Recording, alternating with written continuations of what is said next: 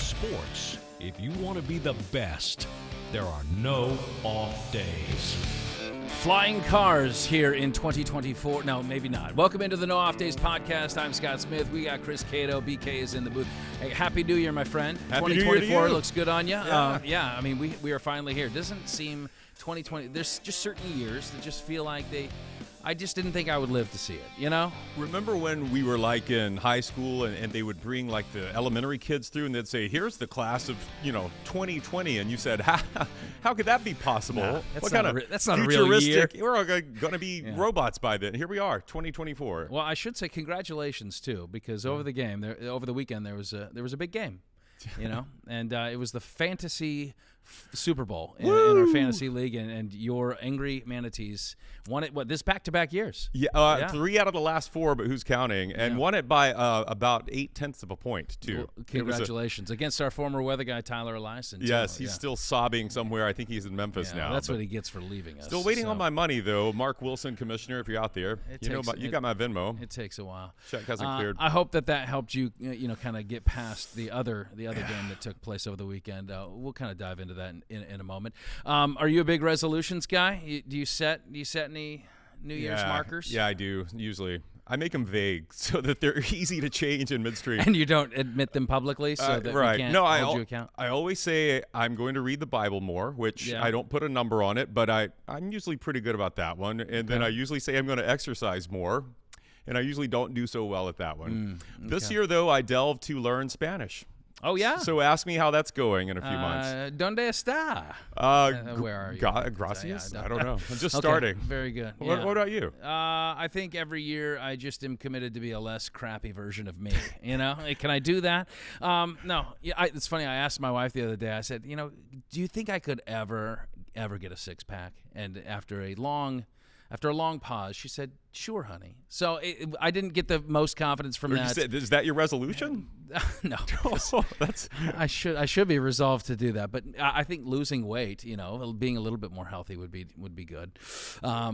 So there's that. Let's welcome in Brian King. BK, you a big resolution guy? Not too bad. For 2024? Not too big. Just try to be a better person. Okay. Yeah. So do you usually follow through with that one, or is that one where we, review at the end of the year and we're like, missed the mark on that a little? I try to, but each year I think, God, there's things I could have done better or things I wish I could have done differently, Yeah, 2023 wasn't your best year. It was not. Yeah. It was not. I missed the playoffs. I'm kidding. You cut that guy off in traffic. Yeah, I mean, let's get it under control a little bit out on the roads, Very good. Well, Happy New Year to you, BK. Same to you. Same to you guys. I'm curious what we might have in this first program here of 2024. Why not? Let's talk a little bit of college football. We haven't done that in a while, have we? It's been a week. Week? Feels like 2 to me. Yeah. We'll take a look back at the bowl games. Were you able to watch many of them over the 2 weeks there? Mm-hmm. As much as I could bear. Yeah. The semifinals, of course, but everything else, I think we'll riff on this in a moment, but the bowl games are just, it's just so bad. Something's got to change quickly. Well, I consumed a lot of them, Brian, but that's also because I like to gamble. So that always makes the games better. Yes, they were all interesting to me. Okay. All right. And then at the end of the program? End of the program, we're going to take a look at headlines. 2024, brand new year. Let's take a look at a new batch of headlines. This would be NODPOD Gazette, I presume? NODPOD Gazette. Okay, cranking out another year of it. Hey, congratulations to that publication. Still in production. I mean, after all these years, I didn't think they'd make it to the millennium here. So many ownership changes, staff downsizing, yet they continue to produce quality, questionable journalism. Churning it out. I don't think anybody actually gets paid on that staff, so the volunteer work there is amazing. All right, very good, BK. We'll catch up with you in just a minute. If you're listening and you want to watch, go to fox13news.com/NODPOD. If you're watching and you want to listen or subscribe, take out your phone. You can zap that QR code on the screen in the bottom right-hand corner, and there you can find all of our shows. Please subscribe, fox13news.com/NODPOD. What a matchup we had in both of those semifinal games, Chris. I mean, I know that it hurts your heart, and I'm going to allow you the space to grieve openly if that's what you need to do. But as just a college football fan that really had no rooting interest, those were the best semifinal games I think we've ever had.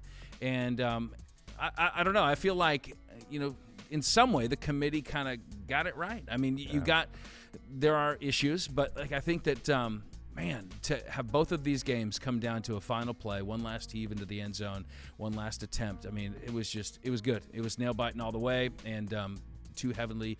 I think either one of these teams could have represented well in the national championship on both of these games. So I'm pleased, but I don't need to wallow much more. I've spent the last few days wallowing. Yeah. You see, for our audio audience, I am wearing maize and blue today because I lost a little friendly bet with a friend of mine who's a Michigan fan. So I wasn't going to put on a jersey, but so I'm wearing maize and blue here. But yeah, it hurt. I mean, would love to see Alabama have thrown at the end zone instead of quarterback draw. But, I think the better team won in that one. If I'm being honest about it, I think Michigan was the better team at the line of scrimmage, which is, we did our picks previously going into the semifinals, and I picked Alabama because I said what a lot of, so-called experts believe, that Alabama's built for those kind of line of scrimmage games, and that Michigan hadn't seen a defensive line or an offensive line like Alabama's, but Michigan was the more physical team, and that's what kind of surprised me the most. So I think even though Michigan made some big mistakes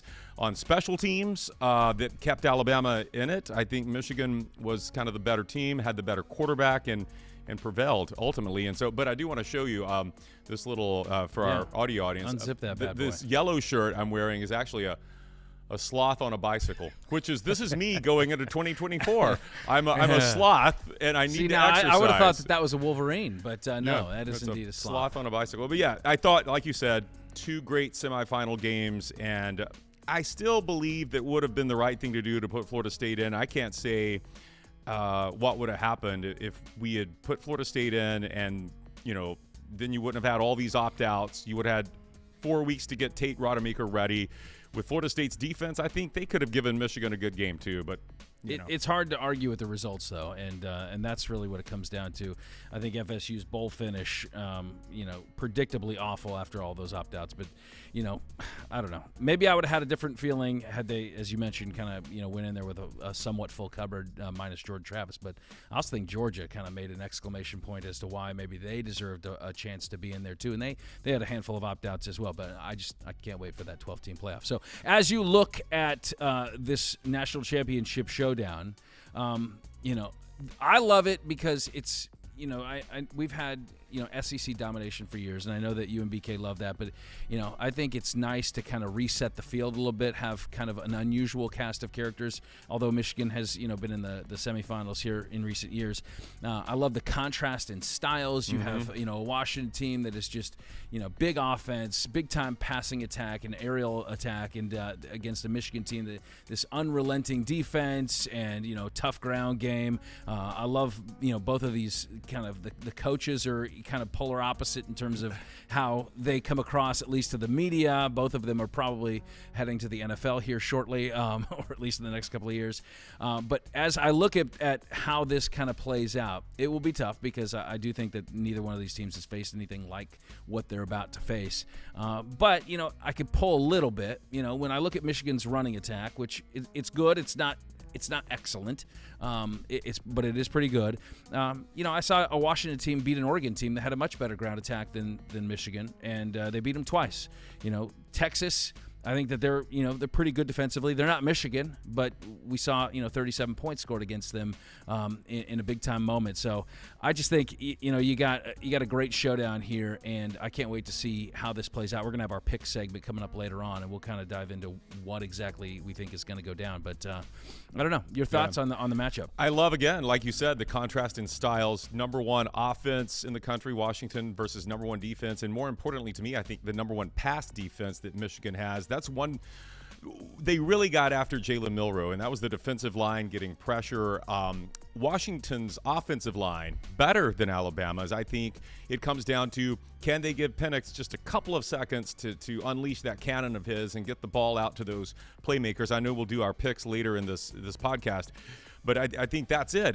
If Michigan can get the kind of pressure they got against Milroe, I don't think they will. I think Washington's offensive line is better, but also I think Michigan's secondary is better than anything that Washington has faced. And so, and you mentioned Michigan's running game. You're not sure how strong it is. I think it is, and I think we're going to see. I think it's good. I'm just saying. I think Washington has seen better. I thought Oregon's ground game was better than Washington's, but there's other components. Michigan's strength is not their offense, obviously. Yeah. I mean, they're going to win by beating you, mercilessly defensively. But I want to see if how much they get J.J. McCarthy's legs involved. We saw him come up with some huge plays at the end of that Alabama game, and maybe that's kind of an X factor too. To me, it all comes down to how can you bottle up Michael Penix? Can you rattle him? He just seems so unrattleable. A new word here in 2024. I like it. But this guy, he rarely throws interceptions. He has 10 sacks, 9 interceptions all season long. I mean, his elusiveness in the pocket and just. Even in that semifinal game, there were so many throws that were just, they were just so pure. Like, you could not have thrown that ball any better. And even like when he's like, moving backwards or, kind of navigating his way through the pocket, it's not just like take a 3-step drop and fire. Like, this guy on the move when he's kind of, I guess ad-libbing a little bit. He's still throwing darts all over the field. And so I've seen it consistently all season long. That if Michigan gives him just the slightest window, I just have a feeling this guy's going to make it happen. So, Michigan, that is their strength. I think they're top 10 in sacks and interceptions in the nation. 33 sacks, 16 interceptions. So, yeah, that's the showdown to me. It's how can you get Michael Penix off his game because, running back could be injured for that game for Washington, and if you could turn them. This was my prediction last week. Was that I thought Texas could make them one-dimensional, but I think even if you do that and you eliminate the ground game, I still think Penix is the issue. My question to you is: do you think the Heisman voters got it right? Because when I watched this guy play last week, and in the conference championship game, and really toward the tail end of the season, it's hard for me to find another player that means more, not just to his team, but that is a bigger, big-time player in the big-time moments than Michael Penix. Yeah. Jaden Daniels he's athletic. He's put up good numbers, but LSU is 10-3. And I know the Heisman is not a team award, but if you lift your team to the highest highs and you're there playing in January, that should account for something, right? Should we slide back the Heisman vote till after all the bowl games and after the championship is done? No, I know it's popular now to think that Penix was robbed and should have gotten a Heisman, but no, I think the Heisman committee got it right. I think I know shouldn't always be a stats-driven award, but it largely is. I don't like trying to make it the best player on the national championship team, which is what it has been too many times in often years. Yeah, I'm fine with LSU. Here's my biggest thing is Daniels had passing numbers not quite okay. Fewer yards than Penix, but more touchdown passes, fewer interceptions, four INTs to Penix's 9. But here's my biggest thing is that Daniels used his legs to run for over 1,100 yards. He was their entire offense. And, yeah, he was the hardest guy to stop in college football. I think a lot of people, too, reacting to this Penix performance, which was outstanding against Texas. I think we had a lot of casual football fans that were tuning into the semifinal game, and there is an East Coast bias, and so they probably hadn't seen Penix play a lot, and they're like, oh, this. But you have to remember, too, that Penix disappeared in several games this season. Like, they won one game where they scored 0 offensive touchdowns. Yeah, there was a stretch there about 4 games where he was inconsistent, and he was off. He didn't lead his team to victory. Every game LSU won, it's because of Jaden Daniels. So I think it was one of the easiest Heisman decisions in years. They also lost 3 games. Yeah, well, they would have lost 7 if not for Jaden Daniels. No, you could say that, but my point is that there's something. Yeah, you're not going to be perfect in every performance, but I do think that there is a team component. So it's not all or nothing. It's not the best player on the national championship team. I don't want it to be voted on by that, but I do think it means a lot when you are clearly the best guy on one of the best teams in the nation, and the reason you're that good is not because you're around a bunch of blue chippers. Not that Washington doesn't have good players. They have a great receiving core, but you just watch this guy play, and it's hard to argue with it. And I've been watching him all season, so I think your East Coast bias, that could have something to do with the Heisman vote, too. It usually does. For as much as, it has to do with people jumping on the bandwagon late, but I don't know. I just don't think you can push the date of the Heisman back, because then it becomes, let's just call it a postseason MVP award.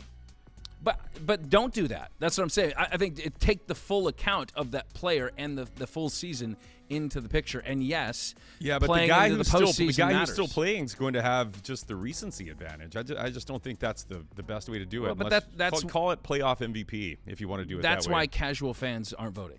Right, in the Heisman. So it's people. But there are a lot of actually. There are way too many Heisman voters. There should be educated voters. I mean, if we want to redo the system, that's what I think that it should be the full count of what they've done the entire season. And if you ignore what they're doing here in the postseason and what they're doing to bring their team up, I just think you're missing a big chunk of what they're all about. I mean, the winning factor, just the ability to lift your team.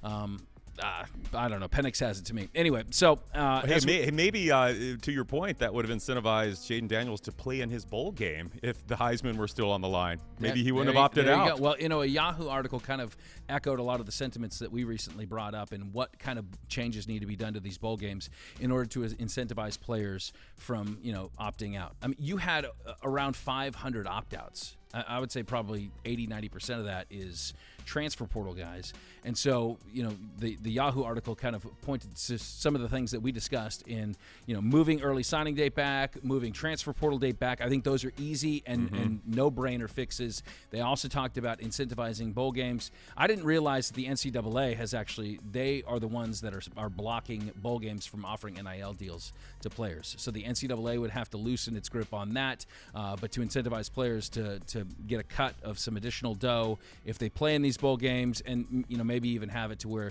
the winning team, those winnings that would traditionally go to the program will go to individual players as well. I think that makes sense because honestly, Chris, these bowl games, some of them are so awful. And it's like, what are we doing here? I mean, why are we even playing these games? The Orange Bowl, FSU's performance, that it's a joke to me. There's no sense in playing the game. Who are these games for? Who are they for? Just to get practice reps for next year's team? Is that what it's all about? Did you see the ratings for that awful Orange Bowl? 11 million people still watch that garbage. That's who it's for. It's for TV contracts. Well, I'm not saying that's what we want. But people are going to stop watching. People will care less as they see that list, that ticker of opt-outs. People don't care. I mean, look at some of these games. Georgia beating FSU by 60 points. Ohio State losing 14-3 to Missouri. Just they're a different team. Notre Dame over Oregon State 40-8. Miami losing to Rutgers. Miami, losing a bunch of their high-end talent. I mean, it's just I don't see the sense in even playing these games. I don't like the fact that the only reward is backup time. Now wait a minute. Those games still meant a lot to Rutgers and Missouri who didn't have guys opting out. Like why? No, most of them did. Most of them did have Missouri opt-outs. Didn't have. Missouri had everyone playing. I know, there but are a lot of players. Okay, so you can't just say let's not play bowl games because there could be a lot of teams that want to be there. No, I don't want to not play bowl games.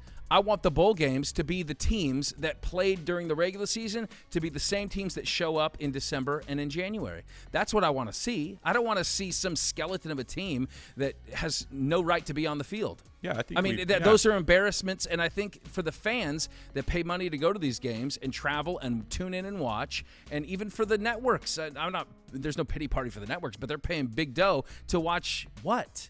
At the end of the day, it's just an opportunity for a commercial for Tony the Tiger or something. It's like that's all that really is, and it's not about the football. And so we have to figure out a way to change that. I mean, look, I know the Oregon Liberty game, and obviously I'm an Oregon fan, but Oregon had one opt out, and it was a backup running back. I mean, Bo Nix. Well, Liberty had no opt outs.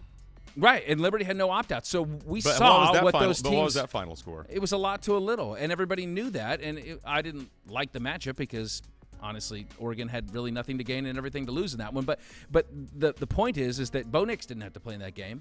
A bunch of Oregon players didn't have to play in that game, but they did. And so that's nice when you get that kind of buy-in, but as we see across the college football landscape, that's never the case, and it's going to increasingly become so if they don't change it. I do like the 12-team playoff, but, honestly, if this is what we're getting with bowl games, if they're just going to continue to take this downward spiral, then expand the playoffs to even more teams because I want more meaningful games when it matters most. In these bowl games, honestly, I hate to see them turn into jokes. Yeah. And that's what it felt like. To your point, we'll have 12 playoff. It's going to be so much fun. We'll have 12 playoff games this coming season. There will still be 35 bowl games that will mean even less. So I think you're right. We'll see more of this. I pulled out a couple of examples of teams, and you pulled out one in Oregon that kept their players interested, that had, that will to be there. But I agree with you that that's going to become fewer and farther between. Right. It's going to be tougher to keep these guys engaged. And I think one of the solutions, other than expanding to even a broader playoff field, is what we touched on earlier. And it's, you've got to, if we're moving toward paying players, which we already are, then whether it's the TV networks or the title bowl sponsor, you got to incentivize these guys to play.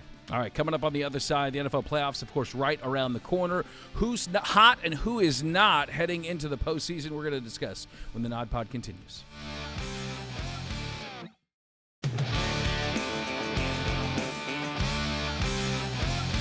Welcome back to the No Off Days podcast. We are in week 18 of the NFL season, which means teams positioning for the playoffs. What teams are looking good as we get to that playoff finish line, and what teams are kind of limping toward the finish. So, Chris, we're going to do a little hot or not segment, teams that you think are positioned well for a nice little playoff run based on what we've seen the last couple of weeks, and teams that, honestly, you would be surprised to get knocked off here in maybe the first round of the postseason.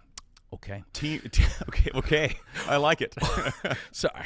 I was tripping over my P's right there. You did well. No. All right. So, I think we could throw out the first two hots, and I think they're pretty easy. These are the teams that are the already locked in as the 1 seeds, and that would be the Ravens and the San Francisco 49ers. Yep. The Ravens have won 6 straight games.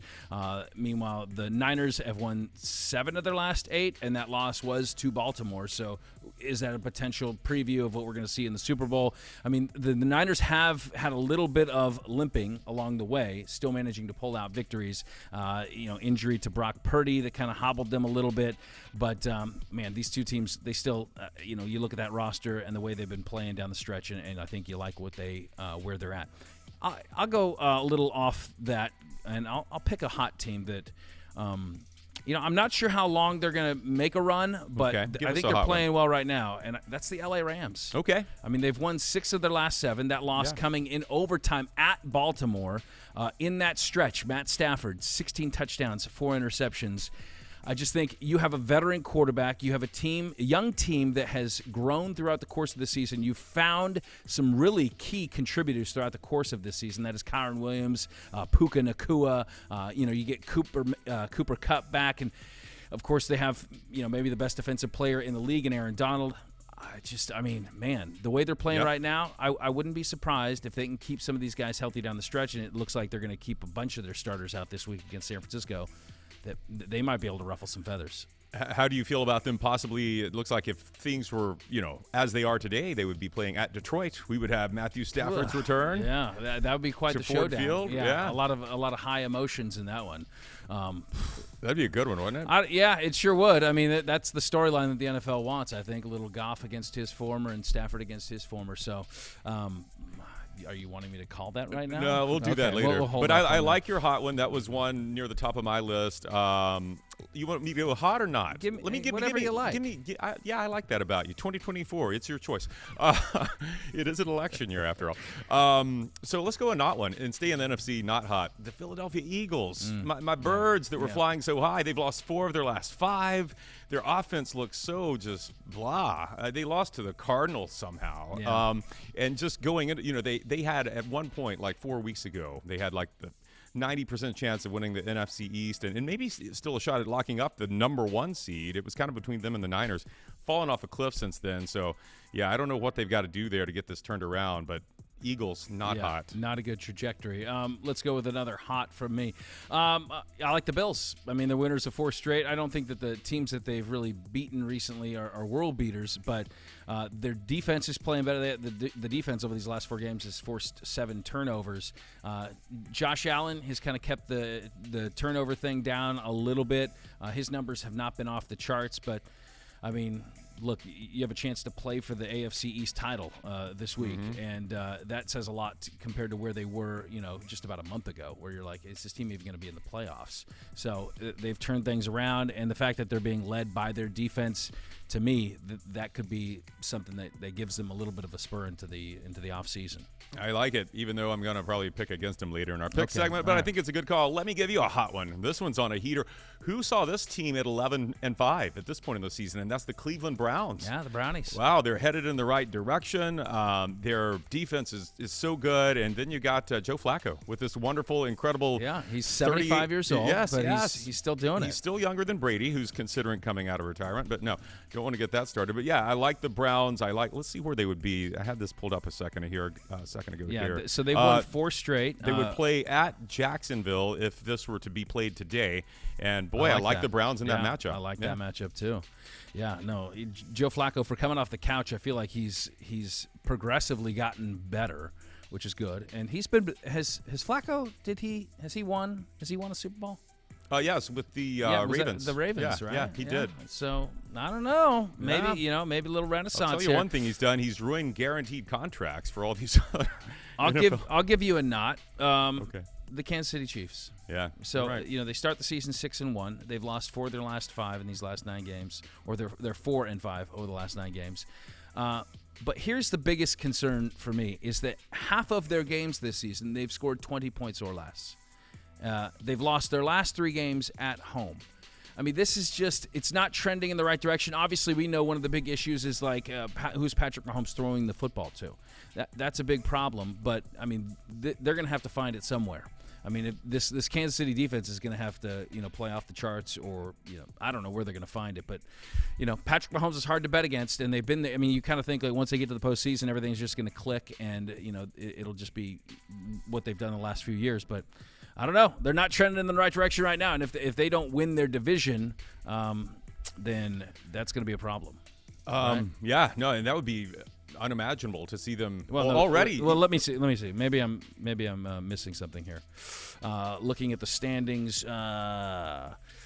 so they're definitely they've already won their division. So I don't know what I'm talking about. But they would have to play. They'll have to play a road playoff game, which is something we haven't seen them have to do. Yeah. Is there a chance they could be a 4 seed? Pat Mahomes era, yes. If Jacksonville wins? I don't know. I don't know. There is a chance they could be. Here I have it. Not looking good. I've got one that's, I don't want to call them hot. Is there something, tepid? Okay. Not David Tepper, because that would be cold. Cold, like a cold beer poured on your face? But kind of hot, and headed in the right direction, although they still might not make the playoffs, and that's the Steelers. The Pittsburgh Steelers have won 2 in a row against teams they were supposed to lose to, the Bengals and the Seahawks on the road. Their chances of making the playoffs, they need some things to happen for them to get in, but they're not. They're the kind of team that you really wouldn't want to face in the playoffs. Mason Rudolph helping that offense get going. He sure is. Sure. Yeah. I mean, they've had a nice little run there. So it looks like they need about 5 things to happen for them to get in, but who knows? Yeah. Do you have any more hot or nots? I think the Dolphins are not hot right now, but it wouldn't surprise me if they got hot again. But their offense has been a little clunky lately, and with Bradley Chubb getting hurt, that really kind of worries me about their defense. That hurts a little bit. I wouldn't say that. I don't know. I think they turned that around a little bit this week. That's a kind of a little tease to our pick segment. One team is hot, but for a different reason. The Detroit Lions. They're hot because of how last week's game ended. Feeling like they were robbed of a win against those Dallas Cowboys. Is there a better way to signal to officials an eligible receiver? It just seems so antiquated to have the player go over there. And, I mean, I don't know how many times this has ever been complicated before. I know the Lions were trying to do a little trickery, send 3 guys over, 1 guy tells the ref. But you're banking on this referee in the heat of the moment with, all these tens of thousands of screaming fans for him to understand. Just you don't want a breakdown in communication, right? No. So is there a better way? Can like the head coach say, hey, official, this is what we're doing? Why is the player the one that's tasked with telling that to the official? I don't have that answer. I don't know why they do it that way. Why? I will say, has this been a problem before? Do we see this happen a lot where there's a player who – maybe you don't need to address that's it. right. That's why do we need to address something that only the Lions screwed up? Yeah, well, you just angered a bunch of people in Motown, our big audience out there. Wait, one more thing on that, but because I'm still not, I haven't done all the deep dive on what happened. So who was at fault? Did they ever well, determine? It was the official. I mean, so look, the players and Dan Campbell doesn't want to come out and directly point blame because they don't want to, of course, incur a fine for that. But yes, you kind of somewhat read between the lines. Like Taylor Decker, who was the one that caught the 2-point conversion, he went over there amongst a handful of other, there were 2 other offensive linemen, Skipper and Panay Sewell. And so that was the whole point. Okay, we're going to send 3 guys over. 1 guy is going to declare. This was something that they had gone over in their pregame meetings with the officials before. Sometimes they do that. Well, they always do that. They draw up like trick plays and say, this is what we're going to do so that the officials are aware of this before the game takes place. And so Dan Campbell says, hey, we went over this with the officiating crew, and he missed it, and he thought that it was Skipper that was declared eligible, and it was actually Decker. So yeah, I mean, that was the confusion, and I just think, look, here's the takeaway, is that Dan Campbell, if he's the motivator that I think he is going to milk this slight for everything it's worth, and I think you see a motivated Detroit team coming out because of that, saying, hey, look, even the officials are against us. Right. They don't want us to win these games. They cooked it, against us, of course, against the Cowboys too, America's team. So, use it. Take a page out of every great coach's playbook and find some chip on the shoulder, some chalkboard material. All right, so you look at the Carolina Panthers and David Tepper, and obviously we've all seen by now the infamous drink that was thrown into the stands of the Jacksonville Jaguars. I'm sure a very innocent Jaguars fan that probably was not saying anything. But obviously, this is an owner of an NFL team. Why is he in an open air box? By the way, like why would he's a man of the people. Why would you, if you are known for Tepper tantrums, why would you subject yourself to jeering fans in an away stadium? I like that he wants to feel like he's a part of that environment. I kind of like that. Do you like his reaction? No, I don't like his reaction. Okay, wow. Yeah, but I can't say if I was worth $20 billion, I wouldn't be, kind of a baby about it too. I don't know. So I saw, I don't know who it was. I saw somebody I follow on Twitter said that because he's worth $20 billion, that $300,000 fine was the equivalent of a $15 fine for a person that is worth $1 million. Yes. It's not even a parking ticket. So, like, for us, us, low men on the totem pole here, like, what is that? Are we? It's like a $5 fine. I believe that was the great Greg Allman. Yeah. If I saw the same tweet. That would make sense. Yes. Yeah, absolutely. So, here's the thing: this Carolina franchise, what David Tepper is doing, and the fact that he's making more headlines than his team and their performance on the field, this is a problem. The NFL is still a recruiting business. You want free agents, you want coaches to come to you, you want fans to come and see your product. Like, you have to, as the owner, you set the tempo. You set the tone for how your organization is running. You see the teams that have great management typically have a good product on the field and fans show up. That's typically what happens. But I think he just kind of sours the well with, I don't know the guy personally, but his reputation precedes him, and it's not good. They have had 3 coaching changes in the last 4 years.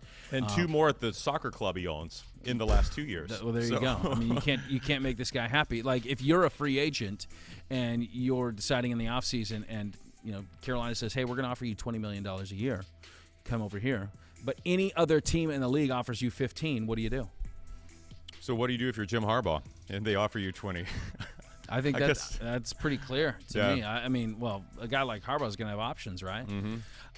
I just think any other situation may be more appealing. I mean, the money goes so far, but look, they signed Frank Reich to a big contract, and how long did that last him? I'm sure they paid him a lot to go away. Yeah. But, I mean, this is it's a bad situation. It's a bad look for the NFL. He is now the new bad guy, replacing Dan Snyder there. But, it's just not good. I mean, again, it's a recruiting business. All right, coming up on the other side, we have talked about some of these big games. Now we're going to lay our cards on the table. It's our pick segment coming up next, along with a little game that's going on in Houston next week that maybe you've heard about at NRG Stadium. We have the great Haley Hines from Fox 13 News joining us on the other side when we continue on the NOD Pod. She won't throw a drink on us. No, well, hopefully.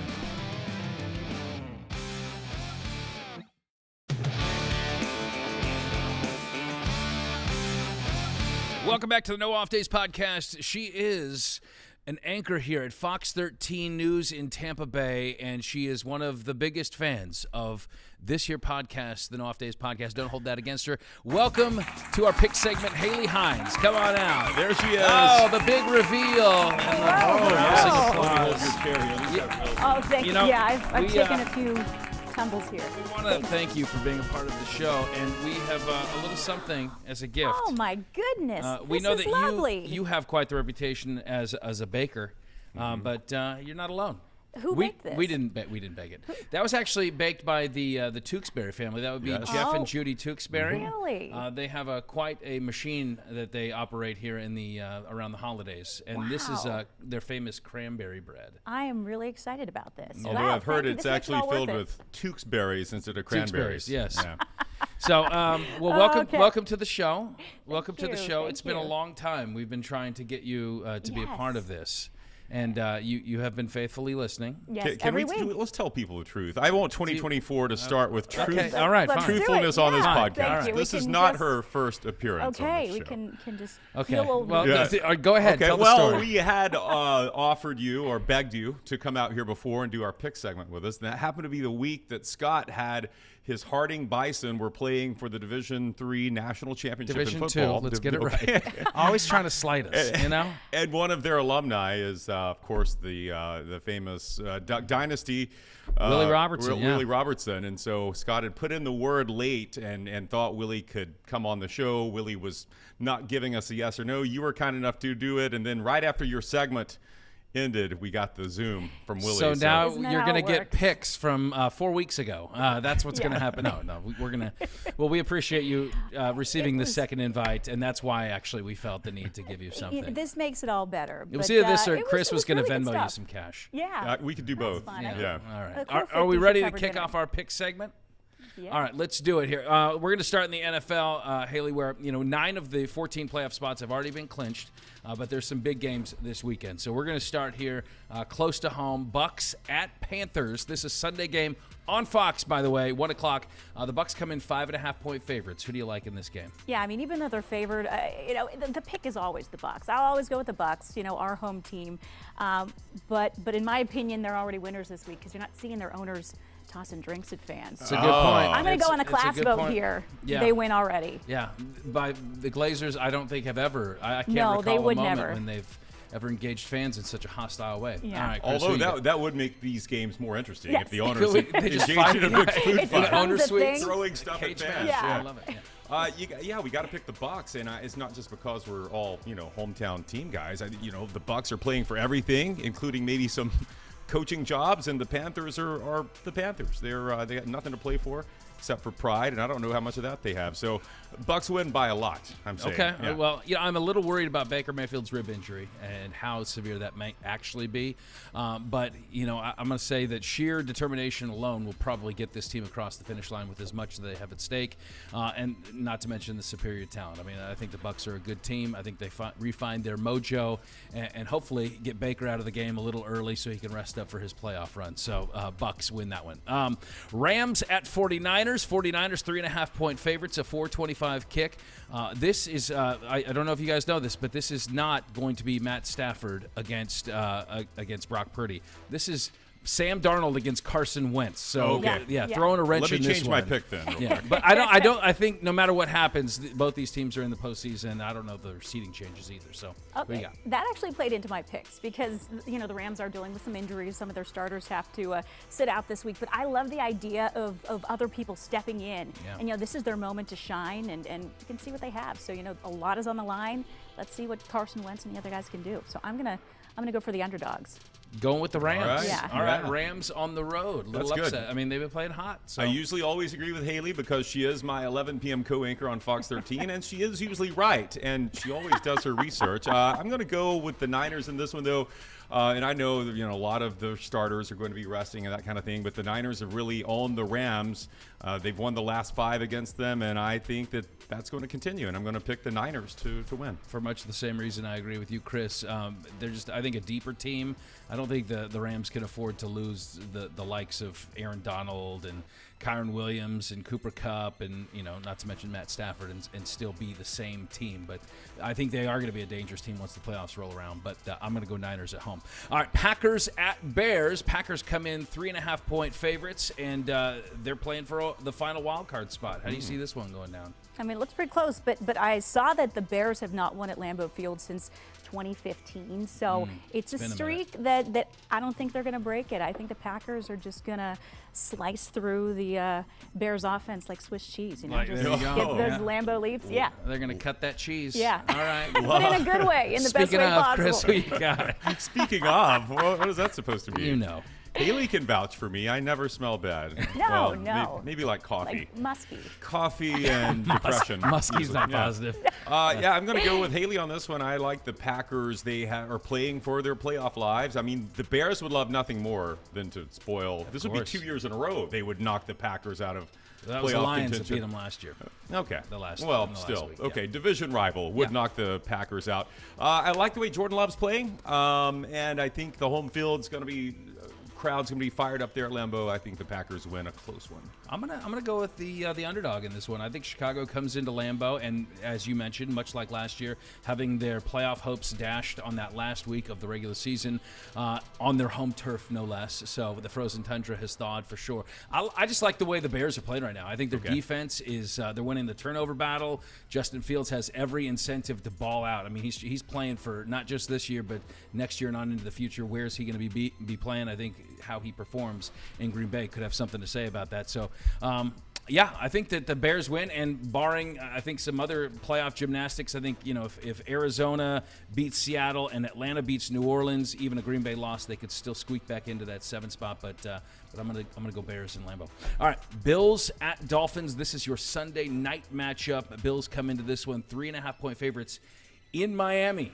And Miami, of course, is playing for this is for the AFC East. Okay, just looking at history, Bills have already beaten the Dolphins early in the season, but I've said it before, I will say it again. I encourage anything that could lead to more Bills Mafia celebrations, antics, and of course, table diving. I want to see more of that. So if a Bills win will make that happen, then go Bills. Okay. All right, that's good. That's as good as reasoning. There's been a lot of that lately. Yeah. I mean, they're on a roll. Everything about this game says to pick the Bills. These are two teams headed in opposite directions, it seems. Miami's so banged up on defense. They've lost Bradley Chubb for the season. He's their best quarterback pressure. It looks like Jalen Waddle won't play again. Bills have won 4 in a row. For that reason, I'm going with the Dolphins. I just feel like they're going to be playing loose. It would be so nice for them to win the AFC East for the first time in 15 years. And I'm not just saying this because I picked the Dolphins to win the AFC East at the beginning of the season. But I think that Josh Allen, they're so inconsistent on offense. I think he's going to make a couple of mistakes, and I think the Dolphins are going to get it done. Yeah, Miami, I think, they have a lot of incentive to win this game, of course. If they lose, then they're facing, probably Kansas City at Arrowhead. If they win, then they're hosting the 7th seed. So, I mean, there's a big difference here. It's hard to beat a team twice, especially a team as talented as Miami. They're a much better team at home. And for those reasons, I think Tua and the boys go off. I got the Fins winning that one. All right, let's turn our attention to next week, and it's the granddaddy, the natty, the Washington-Michigan showdown in Houston. Michigan comes in 5-point favorites on a 7:30 Monday night kickoff. Who do you like winning the College Football National Championship, Haley? So at this point, you've probably realized I come with great in-depth analysis. I love your analysis because it's kind of a yin to our yang. We kind of stay in our lanes here, but I like you're kind of thinking out of the box. Yeah, I'm going to go in a different direction here. So let's look at the Animal Kingdom. The Wolverines, they have better odds on the field, right? But in the Animal Kingdom, they have the greatest odds.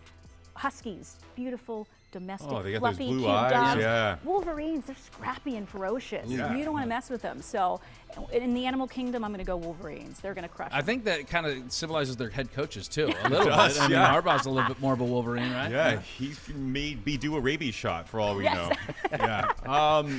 This is going to be such a good game. I feel like, you notice I'm wearing the colors. The colors of the maize and blue. I lost a bet with Alabama. My Bama team lost to Michigan. He's a Bama fan. If you had not heard. Really? You may not know that. So I look at this, and I think I'm going to go with Michigan because I just feel like as good as Washington's offense is with Michael Penix and those 3 receivers, their running back he was hurt at the end of last game, and he's a big part of their offense. But I just feel like Michigan, their defense, especially in the secondary, is better than what we saw Texas put up against Washington last week. And I think Michigan's just going to get it done in the trenches at the line of scrimmage. They're going to run the ball, bleed the clock. And it was curious that Texas kind of gave up on running the ball when they were averaging over 6 yards a carry against Washington. I think Michigan's going to stick with that formula and, make it kind of bully ball, and Michigan's going to win a national championship in a close game. Michigan does feel like a team of destiny, honestly. And, watching this team perform and take out Alabama last week, and just kind of the road that they've had this year, overcoming all the obstacles and all the off-the-field stuff, having their coach missing a few games. I mean, there is a sense where, it's hard to pick against them. They do have a really good defense. I think both of these teams are in store for something that they have not seen yet this year. But all that being said, can they knock Michael Penix off his spot? Can they really get to him and fluster this quarterback who has been just so good all year long? I've picked against Washington consistently this year, being a Ducks fan. And they just continue to surprise me and take their game to new levels. I think Michael Penix is having a Joe Burrow-esque season back to his LSU senior year. And I don't know. I can't pick against him this time. I think that he's so good that even really good defenses, he finds windows. His timing, his elusiveness in the pocket. I think it's going to be a Washington win. And I think if they get that early lead, they can start to pull away a little bit. So I'm going to say Washington in a Pac-12 winner of the national championship in their final year. Somewhat of a storybook ending for that conference. So there you go. Well, hey, good picks. Thank you. I love it. I mean, we didn't agree on everything, but I hope that you at least enjoy the parting gift that we have given you. I can't wait share that to break with hubby Evan and, enjoy. Something tells me I'm going to get the whole thing. That's typically what happens. Because he's a picky eater. Is that why? Yeah. He'll say Tewksbury. I don't want a Tewksbury. Any berry for that matter. But I know that Haley has a good nose for picking out false headlines, but we're going to have to do that alone. That is our next segment as we welcome back the NOD Pod Gazette. Real or fake story headlines coming your way next on the NOD Pod. Don't go anywhere.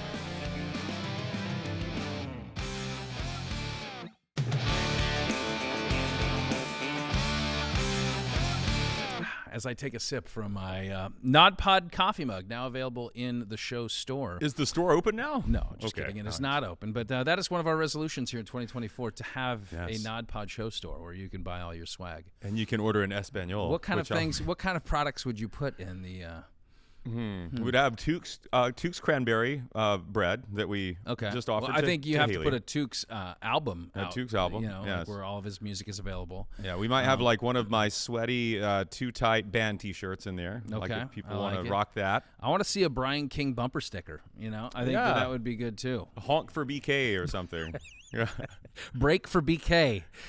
Speaking of the devil, let's bring him on in. BK, we didn't get your thoughts on the big game on Monday night down there in Houston. So what do you think is going to go let's down? hear this prediction. Huskies, Wolverines. By the way, BK and I were right about those Huskies last week. I whiffed. I completely whiffed on both of my picks. I think that Washington, their offense is just, formidable. Those wide receivers are insane. Roman is insane. That said, I was just blown away by Michigan's defensive line, and I think they're just going to be in Penix's face all night. And that's the key. They are. Someone mentioned it. They're going to be one-dimensional, even if Dylan Johnson's back. It's just going to be a passing team, and I think that might be good enough. I don't know. It's going to be interesting. They made Bama one-dimensional, and that happened. So I'm going Michigan as much as I would want Washington to win. I think Michigan's a better team. I was really impressed. What do you think the weirdest thing Harbaugh will say at the podium amongst the confetti flying? Oh, okay. Something. Yeah. There's going to be – do you think he cries? Do you think he bites. Do you think he bites somebody on the face? I mean, like what? What do you think happens? Something. He'll walk up there. I think he'll walk up there with like eating a cheeseburger because he said that's all he did with the NCAA, and wearing a Birmingham Stallions T-shirt. For Connor Stallions, and then just throw it all in the he might do that. Yeah, their face. I know why. Now I know why he's like he is. I heard his parents the other night. That was insane. Yeah, did you hear that? After they won, they were just like him, and they were like, "Who's got it better than us?" I mean, it was like great. I kind of love it. Like his positivity is, you can't get the guy down. No. And if you were sitting next to him in the game, you'd had to change your seat. So. Oh yeah. Yeah, that was kind of. But they was cute. It was cute seeing how proud they were. Real quick point on that. Like, how remarkable is it about both of these Harbaugh brothers to be where they're? I mean, you have maybe the #1 team in the NFL and maybe the #1 team in college football, both being led by a Harbaugh boy. Yes. That's incredible. Honestly, and the dad, I don't think we really appreciate that enough. But the dad was a hell of a coach too. Yeah. I mean, Jack was a great coach, Western Kentucky. So. Yeah. Well, kudos to them, but yeah, I'm picking Washington still. All right, so what do we got on the big headlines here? New year, how about some new headlines? Okay. You ready for these? Yes. I'll read them off to you from the NODPOD Gazette, and you tell me if they're real or if they're not so real. You ready? Yeah. First one. Over the holidays, race car driver Valerie Bottas decided to, let me get my glasses on because this is not going good. Botox. He's had Botox. He decided to bear all in the name of a charity. The Formula One driver made a calendar of his bare backside each month showing a different pose to sell to the public. Initial printing of 10,000 copies of the Bottas calendar sped off the shelves, forcing a second printing. I think it's supposed to be pronounced I see. Yeah. This is funny because his name is spelled Botass. That's what he sold the calendar as. That's what. Okay, I see. Okay. But it's pronounced. His name is Valtteri Bottas. Okay. Look, I gotta say fake, or I gotta say real, because I just can't imagine Brian coming up with a calendar of, F1 driver showing off his buttocks. I don't think that BK would feel comfortable doing that. And I don't know. He's told us some tales before about. Hey, we're leaving 2023 in the past. That's right. Chris. Yeah. No, I agree with Scott. This makes sense. If his name is really spelled that way, Botass, of course he would try a stunt like this. And it is absolutely true. There he is. And we got some pictures on the screen. There's some pictures of it. Well-placed logos. May through July. I like how he's coyly eating a piece of fruit there in that middle one. You caught me. You caught me on my evening orchard walk. Yeah, that is his Adam and Eve photo shoot right there. He has made $150,000. And this was all for, I think, prostate cancer awareness and stuff. So, I mean, it flew off the shelves. So, yeah, good for him, I guess. Yeah, for doing he's riding a bicycle right there. Yeah. That can't be enjoyable. For the seat, yeah. And that's some rough terrain, too, boy. Burn that seat. Okay, here's the next one. Mind if I borrow that bike for this photo shoot? Cats are all ears. How about this one? A company in California has developed an AI earpiece that unlocks language barriers between cats and humans. The device translates human speech into unique signals, giving felines the ability to understand simple language. Right now, it can only process 5 words, but cats are able to use the limited vocabulary to communicate with their owners. See, now, 2024 AI, man. Yeah, Chris, I'll let you take this first. Well, and thank you, very kind of you. This is a new Scott in 2024. Yeah. All right, we're done with you. Okay, my opinion now. Just kidding. I believe cats can already understand everything humans tell them, and they just choose whether to do what we're telling them or not. So I'm going to say that this is false. Yeah, I think in much the same vein, I think if cats could communicate, and we knew this, we would find out all their little evil motives right away, and I would have heard about that by now, that these little devil beings are communicating with human beings. Not a cat guy. No. Yeah, no. I'm going to say that's a fake story there, BK. 100% fake. God, man, you guys are good here. Yeah. This new year. Yeah, we got our sniffers on. Hey, by the way, what do the little side columns say there? Yeah. Scott's got big plans for 24, and Cato tries to fill his spare time. Sorry, kiddo. Well, that was very depressing. I want to read these stories. What are my big plans, and what are you doing with your spare time? Cato tries to fill. I'm trying to fill it, I guess. Because there's That's for not well written. Oh, because there's no college because football. our football. Yeah, that's very okay. actually too close to the truth there. Yeah, I know. It's kind of sad. All right, here's one. Getting a mulligan. Hey, did you hear that the XFL and USFL merged Yes. this week? Yeah. So the two teams combined, they're going to have a season this coming up. They've agreed on a set of rules, and one rule is turning heads. I don't know if you heard this. Once a game, get this, if a team has a timeout, they will be able to get a do-over play, meaning they can elect to replay the down regardless of the original outcome of the play. The rule is being called the time warp rule. It will be allowed only once per game per team. I love this. So it's a do-over rule where if you mess up, like say you missed a field goal, You trade a timeout. trade a timeout once a game to do it. I mean, I love the ingenuity of it. I just think it's a silly rule. I mean, what if this is like a game-winning play at the end? Yeah, I don't think it save should my be. mulligan for the very end here. You would always save it for the end. Well, would you? I would. Well, maybe not. If my kicker is shaky, if I got shaky legs McGee back there, Yeah. I don't think it should be used on a kick. Like, not on a. You can't get a do-over on a field goal. Because I don't like this rule, I'm going to say it's a fake headline. I mean, I know that they're trying to reinvent the game, but I just don't think that progresses the game at all. I mean, don't you want to do things that you think that the NFL will adapt? I mean, or like will draw in more fans. I don't see how that would draw in more fans. I think it would become frustrating. I think it would make it tough too. Remember what drives a lot of the world we live in now. Sports betting, and I think this would throw off a lot of sports bettors. So I think that this is false. God, man, completely false. Yeah. Man, you guys are on it.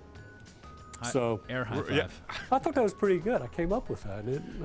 It would be an interesting rule. No, I would say don't use it though on field goals. You can't that's not. But I envisioned like the offensive team did a do-over. They made the field goal. Then all of a sudden the defense says, "Wait a minute, we got a timeout. We're going to do a do-over and let the." But yeah.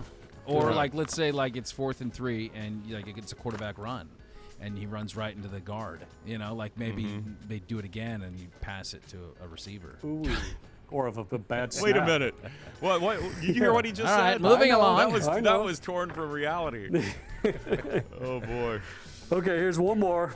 Mickey's House of Horrors. And you probably heard about this, how with the turn of the year, the Mickey Mouse, the Steamboat Willie, and all those early drawings of Mickey Mouse became public domain, meaning that the public could use those free of charge and use their basic interpretations of that drawings for their products and sell them for free of charge without paying any things. No, So, I didn't know this Is that was an like option. a big is that going to bring in a bunch of who cares about? well, wasting no time, this filmmaker has already made a horror flick called Mickey's Mousetrap, where a group of kids sneak into an amusement park and are chased by a masked killer dressed as Mickey Mouse. The slasher movie is set to be released in March.